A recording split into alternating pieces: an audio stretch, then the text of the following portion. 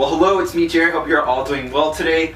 In this video, I am going to talk about how to achieve, I don't know what that was. I'm going to talk about how to achieve more texturized and volume in your hair, more texture and volume in your hair, because I know that I get this a lot. You know, a lot of you ask me, how do you get that hair? How do you get it more, volume and all of that stuff? I have mentioned in the past that, when I don't have any product or like when I just don't do anything to my hair, it tends to be just very flat. And I do have a lot of hair though, but like I said, it's just very like straight hair. But anyways, yeah, I'm just gonna give you a few tips and tricks on what you can do to achieve more texture and volume in your hair. So basically, this is another quick tips type of video. Hope you enjoy. And yeah, number one thing is,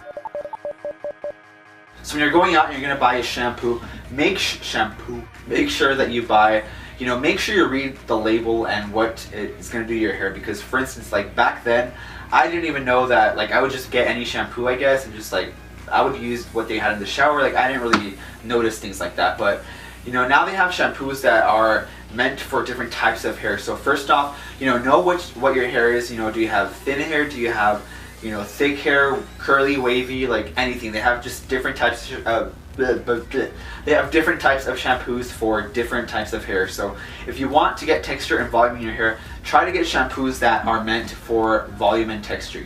For instance, I like to use Body Boost from Garnier Fructis. That one, I like it a lot. It has a lot of great ingredients. I always like to read the labels with shampoos now. Some shampoos can just weigh your hair down, or they can contain so many chemicals that, just it's not really that great for your hair. So just try to find a shampoo that is meant to, create body and volume to your hair. Because some shampoos that are meant to add volume to your hair may contain some polymers that are meant to plump up the shafts in your hair and just makes them appear more thicker and makes it feel more thicker. So some shampoos, like I said, are meant for that. So it's very important to kind of see like what you're buying. And also, just because you buy a certain shampoo like that doesn't mean that it's going to automatically, permanently make your hair like that.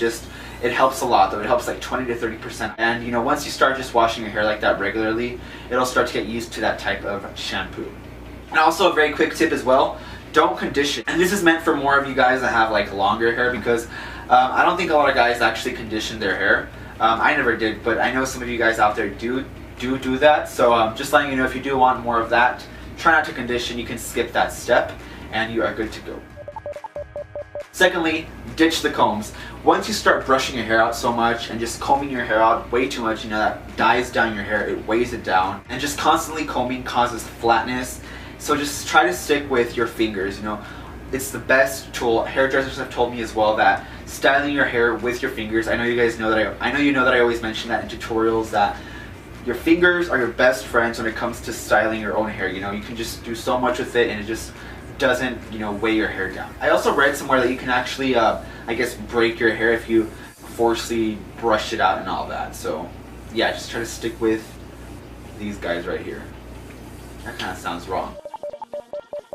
Thirdly, choosing the right styling products. I always mention this as well. Like shampoos, try to find a certain styling product that are meant to add texture and volume in your hair. Because for instance, heavy waxes on already thin hair is just going to weigh it down even more. And that's why I always mention as well to, use less as opposed to more.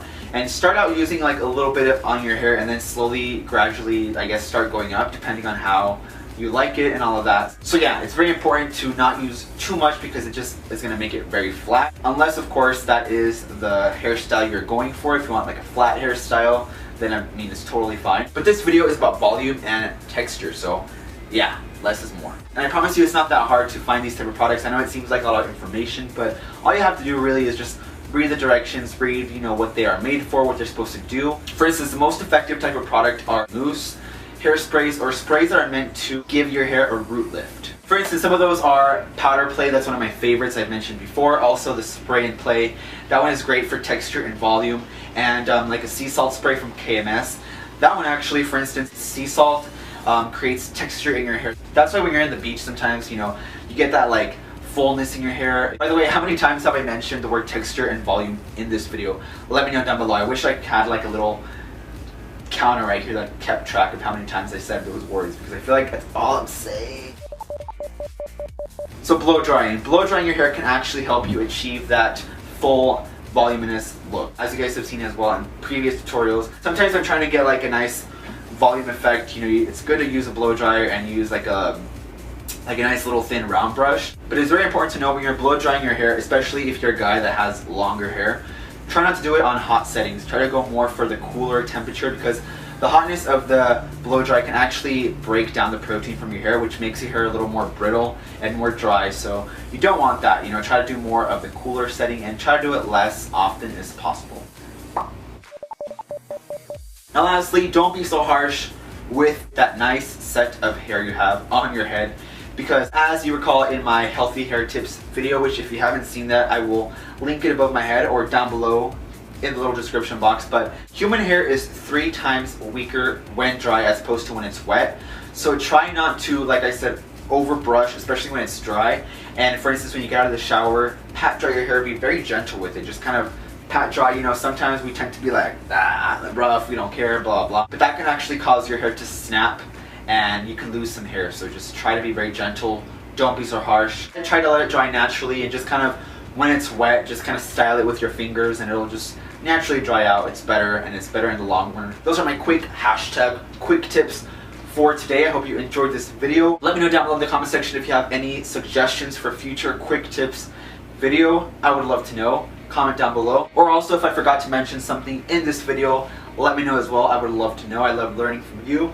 And yeah, subscribe if you're a new viewer here. Click like, comment down below. And am I doing better, by the way, with not moving so much? I get a lot of comments with people saying that I move too much, but I can't help it. For some reason when I'm recording, I'm just like, I can't stand still.